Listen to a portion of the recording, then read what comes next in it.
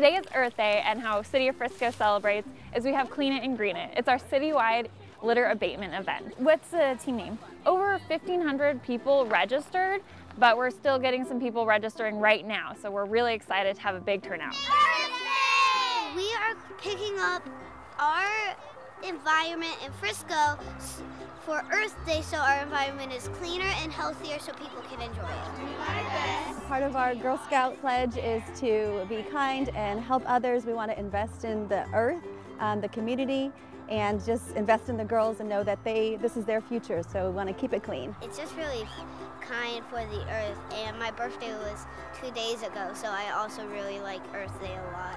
In Sufism, we have been taught that we are part of this existence, so there is no separation between us, our fellow human beings, and the environment. So that's why we love to be good stewards and be part of nature and support it.